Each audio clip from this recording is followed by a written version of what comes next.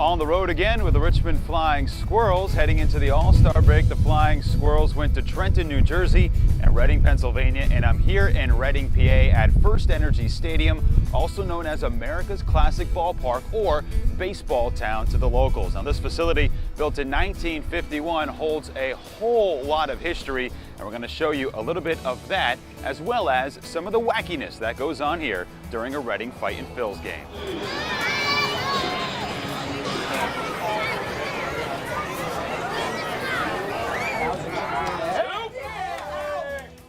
This ballpark has undergone some renovations over the years. The most recent one right behind me, the entrance to Baseballtown. $10 million was invested in this facility before the start of the 2011 season, and this acts as the gateway, the plaza, the entrance to Baseballtown, with a mascot band playing before games, a whole new bar and game area, and something that has a bit of a Richmond connection, the Reading Baseball Hall of Fame.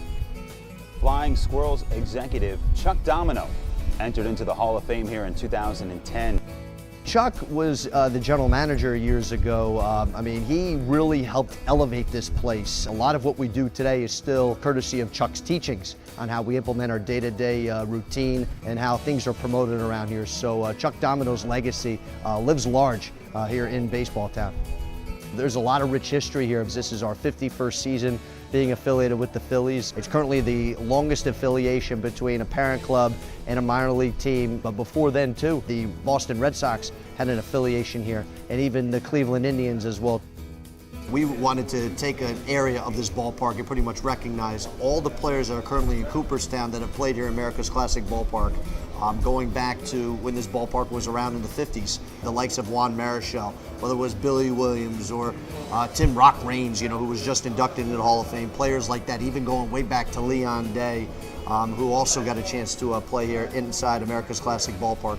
Now, aside from the numerous Hall of Famers for both away and home teams here at First Energy Stadium, the Reading Hall of Fame for players that actually suited up for the Reading team is pretty substantial as well, and it's honored and documented here in the plaza. You can see Roger Maris, 1955, Rapid Robin Roberts back in 1967 with the Reading Phils, and Broadway Charlie Wagner with the Red Sox and a Reading native as well. So guys that have come through this level are abundant that have made an impact at the big league level for both Reading, Cleveland, Boston, and numerous other teams in Major League Baseball. It's always fun being able to pitch here. Obviously, I grew up very close to the stadium, so it's always fun being able to play in something where you've seen all-stars and maybe Hall of Famers play too. I remember seeing Cole Hamels, and he was kind of one of my idols as I was going through all the draft process and everything. I kind of looked up to him. So I remember seeing him. I mean, Ryan Howard when he rehabbed here, all those guys, Chase Utley. I mean, it was pretty cool being able to see them here.